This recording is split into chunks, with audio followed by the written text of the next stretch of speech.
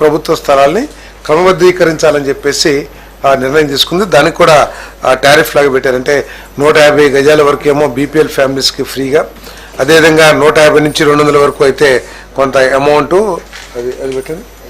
House సైడ్స్ది కాదు, house sides కాదు,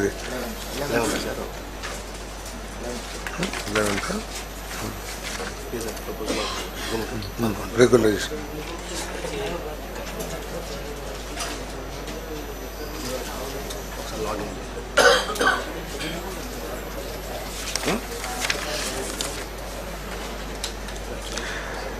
అదేవిధంగా గ్రామ సచివాలయం, వార్డు సచివాలయాలు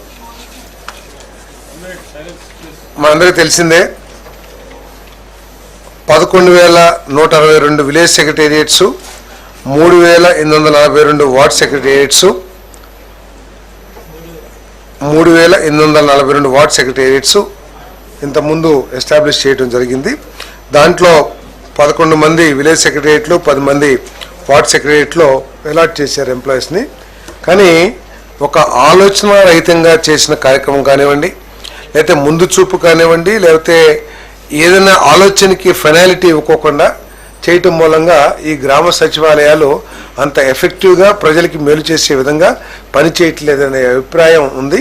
తర్వాత వీళ్ళందరినీ కూడా గవర్నెన్స్ చేయటం కానివ్వండి, వాళ్ళకు ఒక మార్గదర్శకం ఇవ్వటం కానివ్వండి, ఈ చాలా లోపాలు కనపడతా ఉన్నాయి.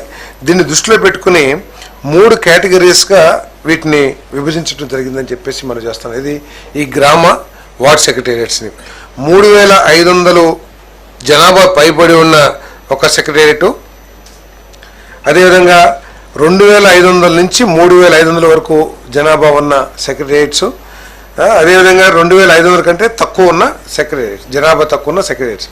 ఈ 3 సెక్రటేరియట్స్ని ఏర్పాటు చేసి 2,500 కంటే తక్కువ ఉన్న జనాభాలో 6గురిని, 2,500 నుంచి 3,500 వరకు ఉన్న జనాభా ఉన్న సెక్రటేరియట్స్లో 7 మందిని, 3,500 పైబడి ఉంటే 8 మందిని ఈ ఆల్రెడీ అపాయింట్ అయిన వారందరినీ కూడా కేటాయించడం జరిగిందని చెప్పేసి మనం చేస్తా ఉన్నాం.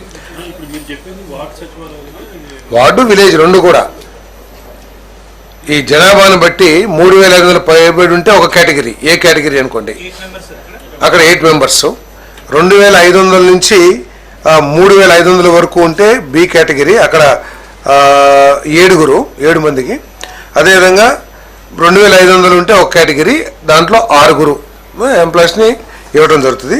దీంట్లో వీరిని multipurpose functionaries, technical functionaries, aspiration functionaries అని చెప్పేసి వీళ్ళని కూడా 3 విభాగాలుగా డివైడ్ చేయడం జరిగింది ఎవరిని ఎంప్లాయీస్ని. దీంట్లో ఏంటంటే టెక్నికల్ ఫంక్షనరీస్ ఏదైతే ఉన్నారో వీళ్ళు అగ్రికల్చర్ డిపార్ట్మెంట్ కానివ్వండి, పంచాయతీరాజ్ డిపార్ట్మెంట్ కానివ్వండి, వీళ్ళందరికీ కూడా అనుసంధానంగా ఉంటారు.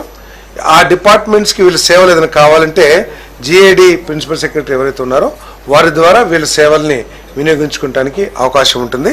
రెగ్యులర్గా గవర్నమెంట్ ఇచ్చే ప్రోగ్రామ్స్ ఏదైతే ఉన్నాయో అగ్రికల్చర్ డిపార్ట్మెంట్ కానీ లేదా పంచాయతీరాజ్, ఆ పనులన్నీ కూడా ఈ టెక్నికల్ వాళ్ళు చేస్తూ ఉంటారు.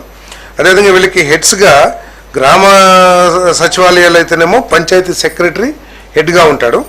అదే వార్డ్స్లో అయితేనేమో వార్డ్ అడ్మినిస్ట్రేషన్ సెక్రటరీ వీళ్ళందరికీ కూడా హెడ్గా ఉంటాడు. దీంట్లో ఏంటంటే ఇప్పుడు ప్రస్తుతం ఉన్న సిస్టంలో ఎవరు హెడ్డింగ్ ఆ మొత్తం 10 మందికి హెడ్ అనేది ఒక నిబంధన లేకుండా ఉండటం మూలంగా వార్డ్ సెక్రటేరియట్ ఏమో వార్డు సచివాలయంలో, పంచాయతీ సెక్రటరీ ఏమో విలేజ్ సెక్రటేరియట్లో హెడ్గా ఉంటారని చెప్పేసి